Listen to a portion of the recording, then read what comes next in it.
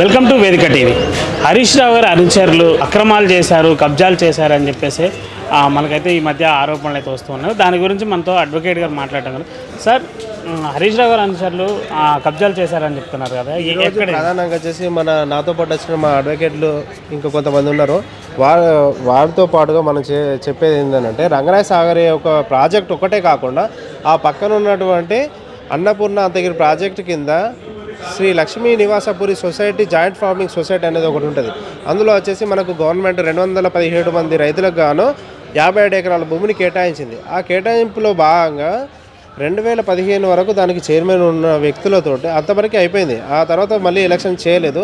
ఆ చేయకుండానే అక్రమంగా తప్పుడు తీర్మానాలు చేయించి తన అనుచరులు, హరీష్ రావు గారి యొక్క తన అనుచరులు, ప్రధాన అనుచరులు చేయించి అక్కడ 22 ఎకరాల భూమికి గాను 1,32,00,000 రూపాయల చెక్కును ఏదైతే సొసైటీ అకౌంట్లో క్రెడిట్ చేయకుండా తన వ్యక్తిగత అకౌంట్లోకి ట్రాన్స్ఫర్ చేయించడమే కాకుండా అది ఒక అంశము. ఆ తర్వాత రిమైనింగ్ ఏదైతే 30 ఎకరాల భూమి ఉన్నది కదండి, ఆ 30 ఎకరాల భూమిని హరీష్ రావు యొక్క ప్రధాన అనుచరుడు దుండిగల్ల బాలయేశం అనే వ్యక్తికి మనకి ఏదైతే భూసేకరణ కింద 6 లక్షల రూపాయల చొప్పున ఎకరం కేటాయిస్తే తన అనుచరునికి ₹1,00,000 చొప్పున ఒక ఎకరాన్ని కేటాయించడం జరిగింది. ఇక్కడ ఈ సొసైటీ భూమిని కొల్లగొట్టడం జరిగింది.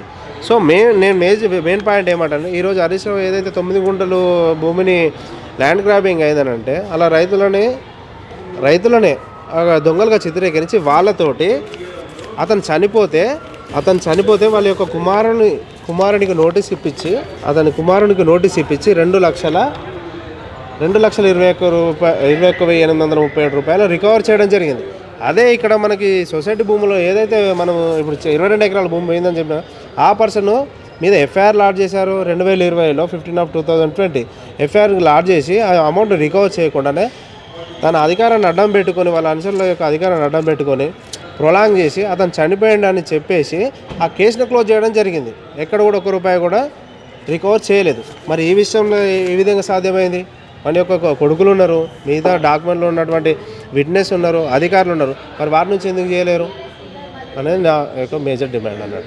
దాంతో పాటుగా వచ్చేసి ఏదైతే రంగనాయ సార్ మనం ఇప్పుడు చెప్తున్నామో ల్యాండ్ గ్రాబింగ్ జరగలేదు అంటూ జాయింట్ సర్వేకి నువ్వు రెడీ ఉండు, జాయింట్ సర్వే నువ్వే చేయించుకుంటే నువ్వు నిక్కచ్చివా ఏందనేది తెలుస్తుంది కదా.